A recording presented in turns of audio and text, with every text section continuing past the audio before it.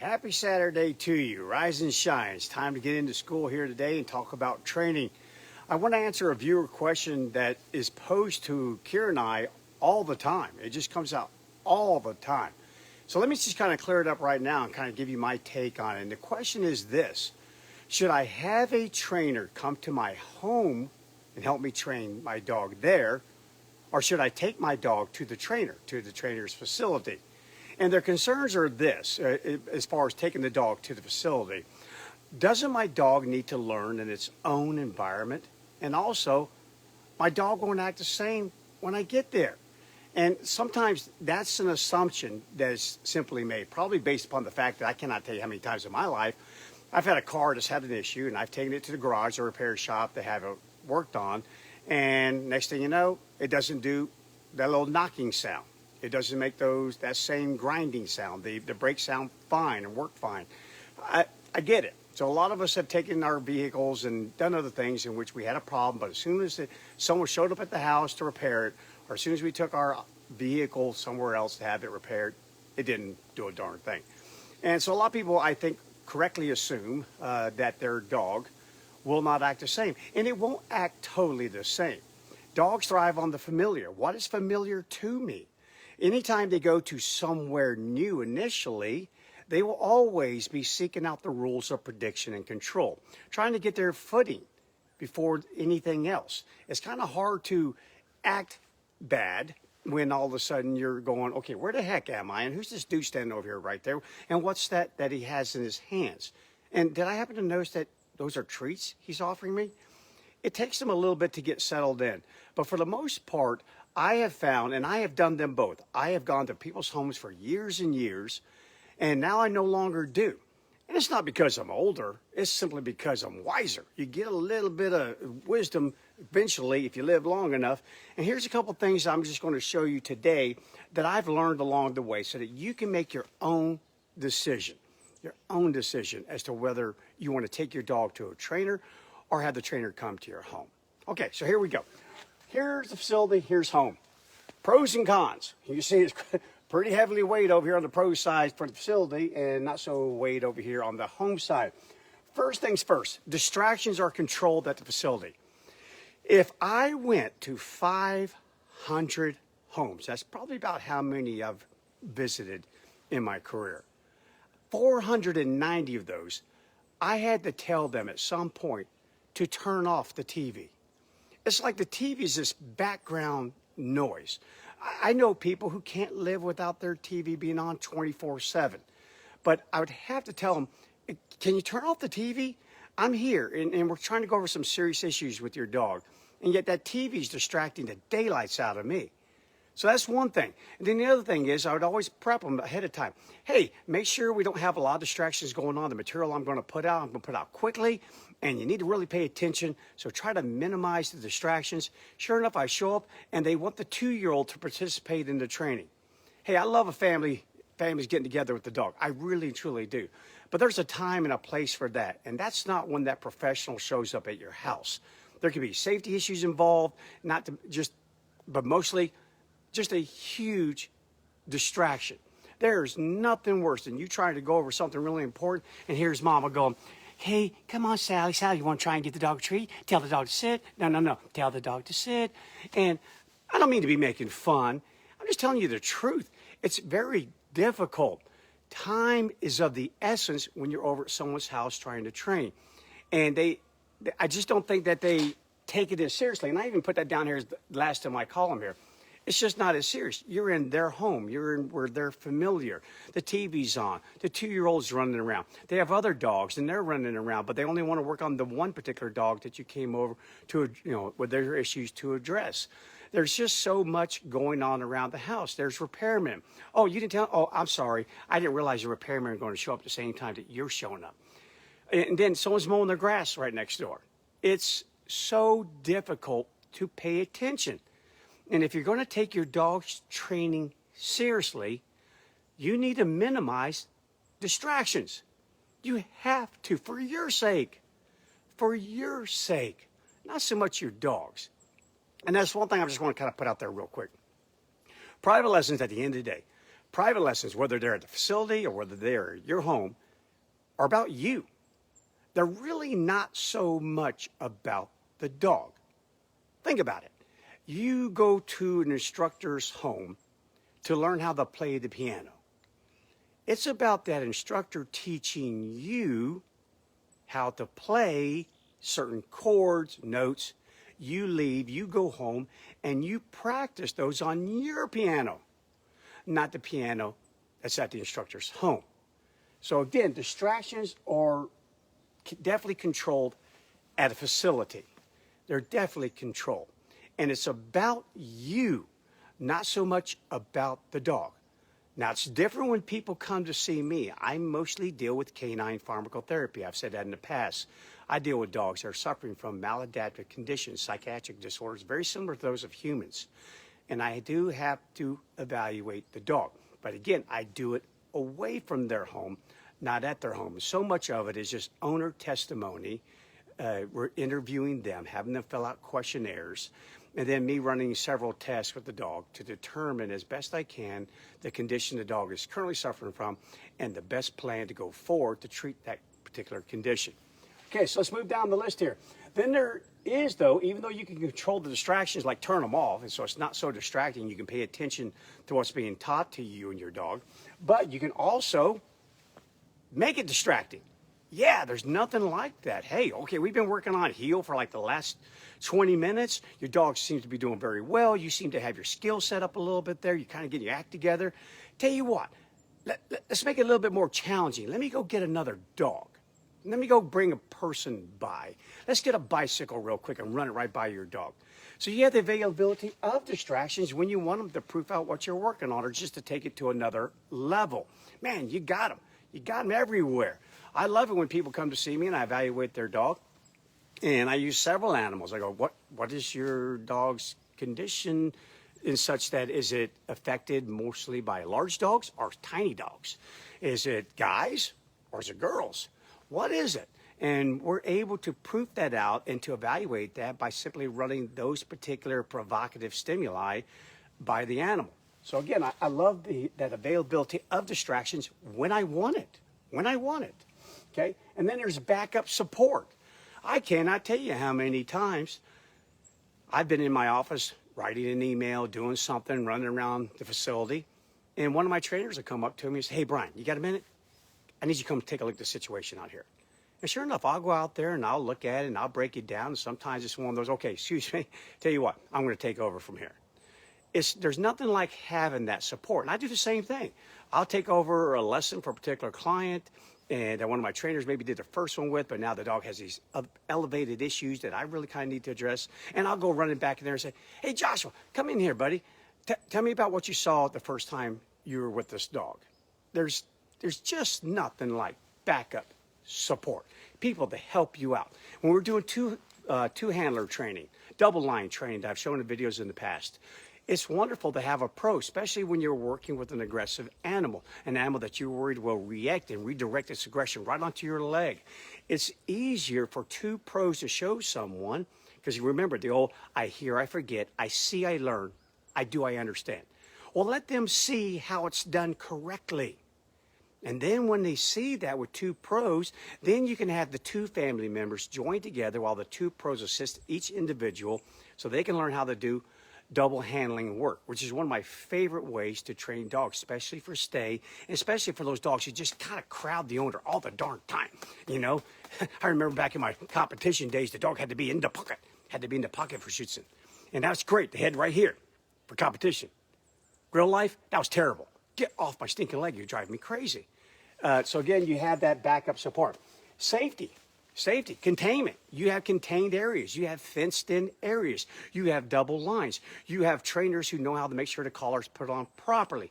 You have safety for your staff. Oh my gosh, I cannot tell you how many times. Some of the most dangerous situations I've come to in my life, kid you not, I've been through a lot of stuff, is simply entering someone's home. It's kind of like the tunnel of death. I kid you not. I remember to this day going to a lady's house that was in the Memphis area, and she invited me over. She said she had an issue with a pit bull, that it was jumping all over her guests to such a degree that they were no longer visiting her home. Okay, Half truth. When I arrived, it wasn't one pit bull that greeted me at the door. It was 3. And suddenly, I was in the fight of my life in her foyer. I am swinging a backpack. I got one pit bull on a backpack. I'm elbowing the other one, and I'm fighting my way. I was under full assault, completely attacked. I finally get out the door that I was in, slam the door on the dogs. She comes out the back way, comes around, bawling, tears everywhere. Go, I'm so sorry. I'm sorry. I go, did you forget to tell me something, or did you purposely leave something out? I purposely left it out. I wanted to see how you'd handle it. See, no one to come over to my house. 2 people have been bitten by my dogs, and I just need you to come over and help me out. And, oh, my God. So, yeah, really? No one comes to your house. I get that. So I was the bite test dummy. And I cannot tell you how many times people set me up like that because they think, okay, well, pro's coming over. So let's just see how he handles this. Yeah, but that doesn't happen at my facility. No, and it doesn't happen in most trainers' facility. They control everything from the minute that you arrive. There are safety redundancies all over the place. Everything from eye bolts and walls to carabiners to long lines, backup lines, to keep everyone safe. Safe. So again, be careful with that. Use someone as a bite test dummy, and they could turn right around and go hire one of these personal injury attorneys and make your life really miserable in a real hurry. And you just don't want to get anyone hurt. But man, that can and does happen often. Next thing you know, equipment availability. Nothing worse than showing up at someone's house and they go, okay, here's what we need. You are 80 pounds soaking wet. Your dog is 90 pounds completely dry. You're going to need some other tool to assist you in walking this dog other than that flat buckle collar. And again, trainers should prep. They should already know before they arrive what they're getting into if they're told the truth. If everything has been transparent. But they should have the equipment available to them. But again, we're all human. There's nothing worse than thinking you loaded up this piece of equipment, but you didn't. There's nothing thinking that, okay, all they're going to need is a long line, maybe a slip collar, and then you arrive there and you find out, they really could use a prong collar for walking. Everything else would be fine on that flat buckle collar, but that prong collar is what you're going to need to go for a walk, and you don't have it. Or the neck is a lot larger than what you were told, and you don't have enough links to make the darn thing go around. So again, there's nothing like having equipment available to you. And then space. Space, baby. Love having space. You got to move when you're training. There's only a couple times that you move all the time. Maybe your dog doesn't when you're doing stay or place or down, but you move. You're constantly on the move. You're moving. You're going in. You're going out of sight, in sight. You're going in one room to the next room. You're going a long ways away from your dog, working on distance, duration, distraction, all of these things. You're moving. It's action. Training is action. You don't get to lollygag around when you're training if you're going to do it right. I don't allow my dogs to operate at 70% drive, and I won't allow my clients to do it as well. And neither should any pro out there. This is serious stuff. This is about keeping an animal in your home for the rest of your life, and you be happy about it, and the same thing with your dog. And you've got to take that serious. You have to do it. Is it just all fun and games? Sometimes you just got to get to work and make it happen. Okay, so space is wonderful, especially space that is safe, can contain the animal. Elbow room to move around when you need to move around. All right, and then climate. Oh my gosh. Climate's wonderful up here. It's cold. It's kind of balmy, a little cold this morning. But heck, dogs were designed for the cold. And that will be a topic, by the way, of a Facebook Live that'll be coming up here really soon. Nature designed them to deal with the cold because you can't escape the cold. She didn't design dogs to do very well in the heat because it's very difficult to escape, it's easy to escape the heat. So they can do well in the cold, but they just don't do well in the heat. You can always wade into a creek, climb up to a higher altitude, burrow into the ground, get into the shade. So you can get some relief from the heat, but old man winter will find you just about anywhere you go. And that being said, I cannot tell you how many times I've arrived at someone's home, they wanted to work on healing. But with the heat index, it's 105 degrees. There's no healing going to happen. And you can only do so much. You can do a little bit. I like those teachable moments, but you can only do so much around your living room. You got to be able to get out into it. And then all of a sudden you show up and it's thundering and lightning, or the wind's 30, 40 knots out there. You know what I'm talking about. At the facility, we're the weatherman. We control the weather. We can go outside if we want to. We can go inside if we want to. Yes, I love it, love it, love it, because you can control that climate and not get into a dangerous situation. And then again, I already wrote down here, seriously, yeah, when people come to a facility, they seem to take it serious. Kind of like packing up your backpack, putting your school books in it, and going to class. Look how many people do you know today that are working out of their home, are students that are taking classes from their home, and they know how much can be seen. So from here up, they're dressed. From here down, sweatpants, flip-flops. See, I can't do that. I can't do that. Be dressed, ready to go. Because again, my grandfather used to say one thing. If you dress sloppy, you think sloppy. So be ready to go. And it's the same thing. At home, you're too casual. I've gone to people's homes in the middle of the day and they're in their darn pajamas. They're wanting to wear flip-flops, but yet work on walking. But yet, when they come to me, it's a different story. I tell them, come ready. Have on the right attire. Drink your coffee before you get here. You're not going to hold a Starbucks cup in one hand and your dog in the other. You're coming to work. I'm all about success. And I will make sure that I give you every opportunity to succeed as possible. All right, so now let's just hop over here at home. So what is good about coming to the home? Okay, number one, at home, a pro can show up and help you address husbandry issues. This is where I would feed dog A. Over here is where I would feed dog B. This is a great spot for the kennel because you're doing housebreaking. The dog won't wake you up at nighttime. This is a wonderful place to put your place cot and to have the animal stay when company arrives at the door. Here's how I would not greet someone at your door. Here's the better way to do so for safety's sake.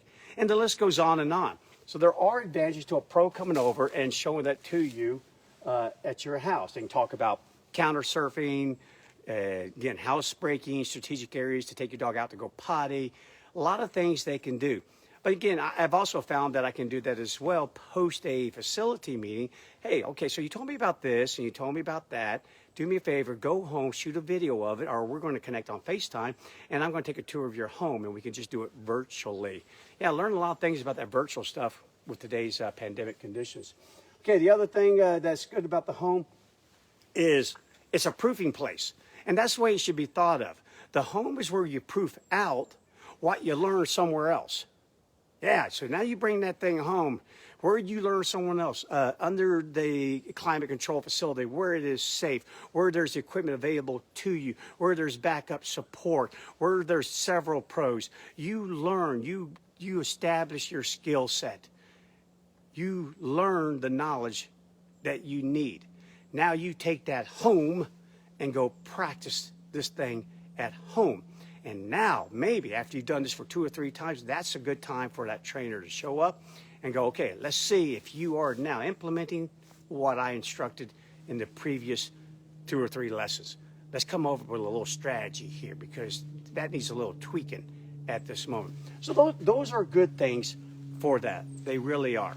But overall, I definitely think, I know it's inconvenience. A lot of people say, I don't want to take my dog. My dog throws up in my car on the way there. Well, then talk about with the trainer when you get there about this so you can get over that. I mean, don't you want to travel with your dog? Man, take it on right now. Let's go. Get it over with. Let's talk about it. Talk about lowering those windows down. Talk about maybe giving the dog a little jelly bean before you hop in the car. Talk about desensitization programs. Talk about counter conditioning. Talk all sorts of things. Knock it out. You know, when people come to see me, they have a pain. And I like to call myself the painkiller. I'm here to kill that pain. Let's get it done. Face it. Take it on. You do the same thing. Okay, so at the end of the day, guys, you know, again, I used to go to people's homes. I was in multiple battles. I was in battles with owners, battles with children, battles with neighbors. Very difficult. I remember just a quick funny story I want to tell you real quick. A gentleman by the name of Dana from Holland came over and he wanted to do an internship with me. And we just happened to be going to a home, and the home contained a very aggressive dog. And the lady was 9 months pregnant. I mean, she was due literally within about a week. And she's getting ready to have this baby, and she's worried about this dog being in her home and the baby arriving, safety concerns.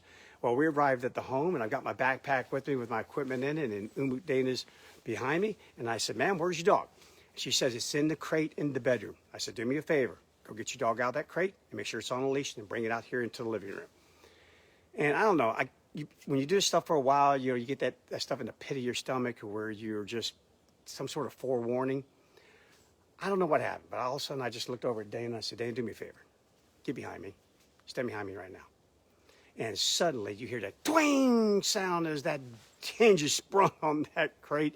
And that dog came flying around the corner, and it was a big pit mix. Big, huge, gigantic. It rounded that corner, had the leash on, but nevertheless, it came without the owner around that corner and immediately attacked. And I shoved that backpack right into that dog's mouth.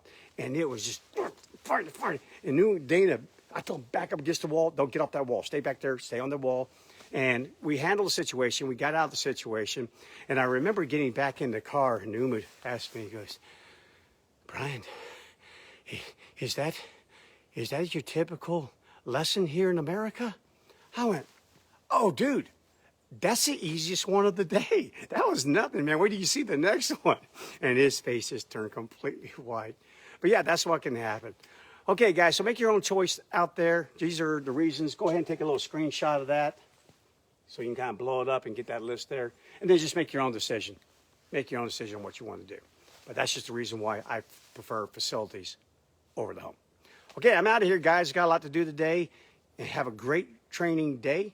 Be safe out there. And if the weather is gorgeous like it is here in the mountains, get out there in it and have a great day. See ya.